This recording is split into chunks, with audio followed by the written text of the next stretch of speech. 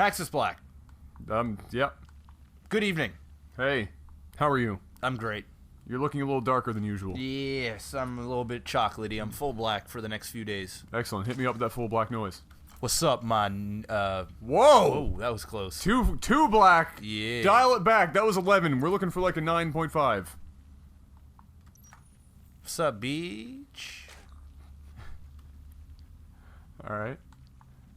That was. I feel like that might have been like a. Mama said, "Knock yo out." We're getting closer. That's like a 4.5. You a dime, ho. There we go. That's what. I know I had That's it. In it. There's a 9.5. I know I had it in me. Starting up here in the top right position, we have Jeca. Yep, close enough. And up top left, we have Killjow. Killjow. Killjow. I'm going all Marine medevac. So he's just going to basically tell him right up front, Marines are OP, I'm going to A-move kill you.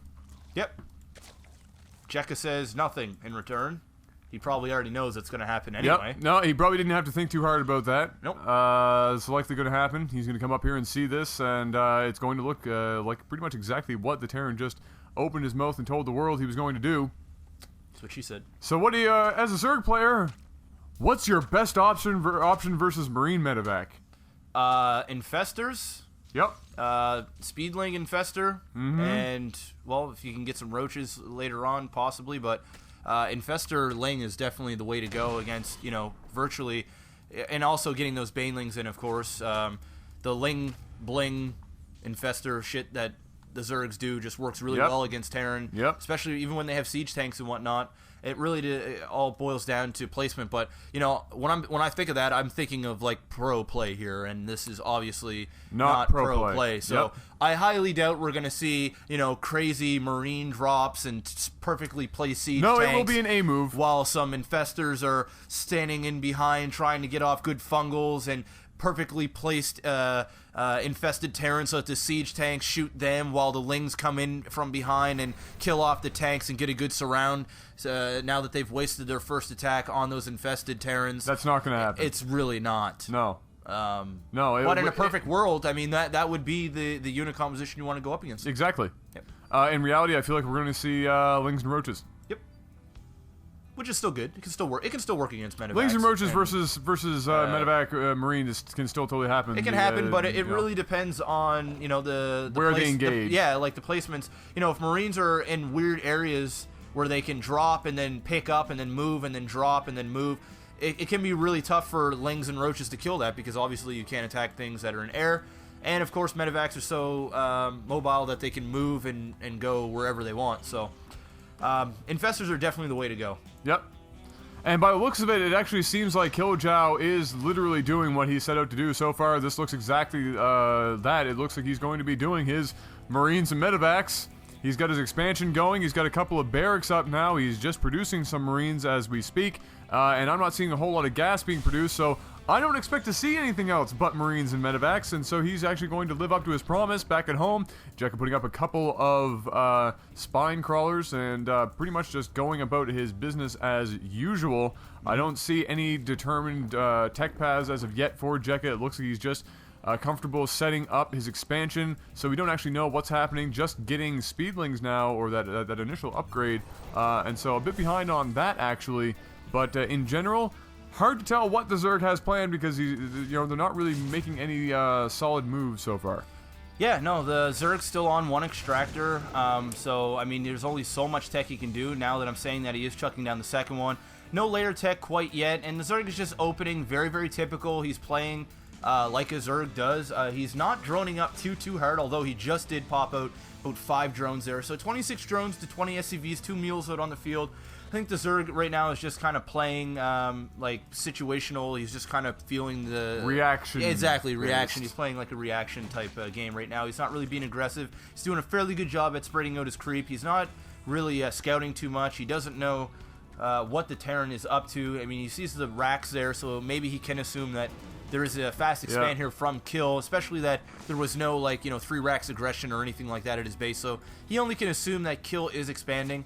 there is a baneling's nest. So we're moving in that direction. We're moving in that direction, yeah. So yeah, we're looking like we're gonna get it. I mean, really, as long as banelings are in the mix somewhere and you get a good engagement, you know, it's almost secondary what you get around those banelings.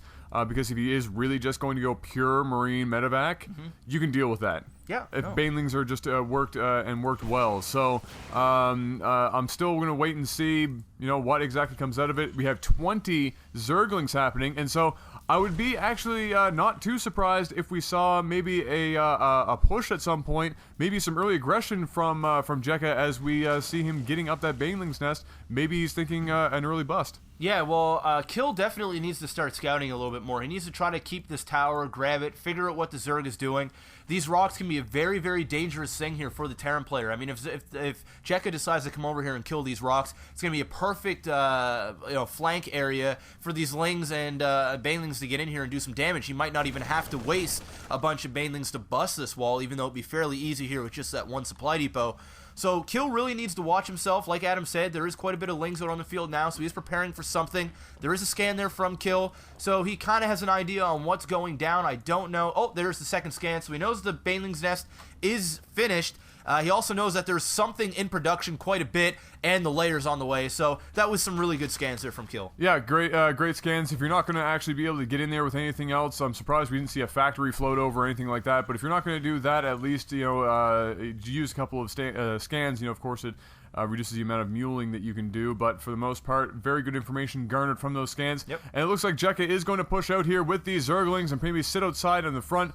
I fully suspect to see most of these turn into banelings before he moves in here, and I'm wondering just when he plans on pushing in. I would have done it a little while ago, not waited for those scans and stuff. There are now what seems to be, how many? 29 banelings. Yeah, it's quite a bit. 29 banelings being produced right now, so that will easily make its way through the front with only one bunker and that supply depot there. Yep. Just single it out, get into the mineral line, and get as much damage done as possible. There would be no problems. He's definitely going to have to do quite a bit of damage with this. He really needs to watch how he encounters on this wall. Is he going to waste? There we go. Very nice bust, getting the majority of the banelings inside. These Marines are going to get melted. A lot of SCVs dying there. Not as many as I thought, but here comes the pain. Right now, those banelings really paying for themselves. That was such an awesome bust. 1920 SCVs being destroyed in that battle, and now we are down to 23 SCVs to 40 drones. That was an awesome attack. That's a great exchange there, and definitely worth it. That was an incredibly good trade-off there for Jeca. And look at this, Killjow trying to get some work done himself. Going to get rid of a queen at the very least, but no energy left on that medevac, and he's going to have to, or no, he does have energy left. I thought there wasn't anything left. Didn't pick up enough Marines there. No, not quick enough on the draw. He's going to drop down behind the mineral line here. That's a pretty nice spot to be in. That's a really nice spot to be in. He's going to be able to, I would just leave them there, to be honest. Oh, hell yeah. No, he's going to be able to melt quite a few lings. Yep. Look at that. That infinitely alive. Oh, wow. Marine. That one Marine working it right now, and that medevac is just having a field day as it heals. And oh, he's just able to get down now, but they're going to be able to slowly clean this up. With the amount of work these Marines did, great job, great position, and a great little harass, but I don't think he got a lot of workers in that exchange. No, but, you know, he kept Jeca on his feet. Occupied. Yeah, I mean, he got hurt really bad there, so he's been dropping down some mules, trying to get his SCV count up, which he's been doing. Yep. So, I mean, those Marines kind of paid for themselves there, but here comes a bunch of lings back into the middle of the field, and I can only assume there's going to be some more banelings being morphed in right outside the base, and I think one more major bust could really... could really seal it. Could seal the deal. Yeah, no, the amount of banelings that are there. Now he has some Zerglings to actually back up the attack, and it's not just going to be a bust anymore. And he's getting his third. I also saw an infestation pit happen a while ago, and the Spire's coming. So the Zerg is in such a ridiculous position right now. Oh, he's really in the lead, but look at this going on down this major way. drop. He's actually going to get rid of the layer tech here, and that's going to be huge. The Zerg is going to be forced to push into the base here. The banelings going in first.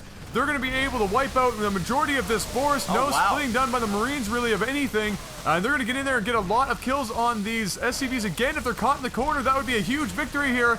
But look at this, actually very well done. I don't think he actually meant to just kill that command center. He could just kill that command center right now with those banelings.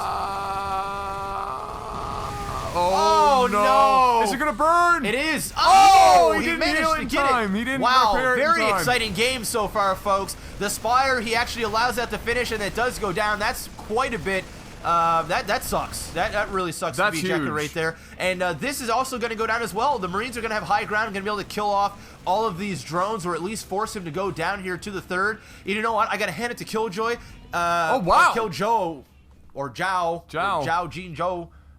He did a phenomenal job taking minimal damage. I know the command center died. He lost some SCVs. It could have been a lot worse. But he worse. didn't die from that. No. I mean, he really didn't have a whole lot of Marines. He did a fantastic job at splitting them up. And, 3/4 of his army was over at Jeca's base, ruining him during that engagement. Jeca was so... I would really put him ahead in that game because... Oh, he's way ahead. Yeah, and Kill really just did an awesome timing attack that really caught him off guard. It was phenomenal. No, exactly. It was definitely... I think it was a little bit of just... I don't know if it was a timing attack where he just planned on making that move, because I don't think he had any idea that there was another wave of banelings out front of his base. And so it was a great opportunity for him to actually get that damage done that happened. And back in Killjow's base, I was really impressed. I didn't see a whole lot of splitting happening, but it was just enough with those down behind the barracks in that area that they were able to attack enough from behind the protection of that barracks to get rid of a lot of those banelings and reduce the health to the point where they weren't able to do a lot of damage at all. And with that concurrent attack. I mean, take a look. I don't remember how many SCVs he killed in the first batch. Well, look at only. Well, but it was quite a bit. And then the second time around, he obviously didn't do as much damage with those banelings. Like we said, he killed the command center barely, but he moved Marines up here, over here, down here, in behind here. He did a really great job. I mean, that was a lot of banelings and lings outside his base, and he managed to hold it off with some really sexy fashion. Great game. It was high action. Thank you. Great all around. Something Very solid game indeed. And Jeca just falling there towards the end. If he had picked off any other base but that layer tech, he would have been able to stay in and be fine. Yep. But losing that layer tech is basically an instant GG here for Jeca, and so he did leave. But ladies and gentlemen, it was an exciting game, another normal game sent in by you, the fans, to replays.lifesaglitchtv@gmail.com. Soon to be just sending your replays to our website, because it's coming. Yep. It's happening. Yep. It's on its way, and it's actually getting pretty close to being finished. But for now, ladies and gentlemen, this has been Nova War. And Maximus Black. And we'll see you guys soon. Peace.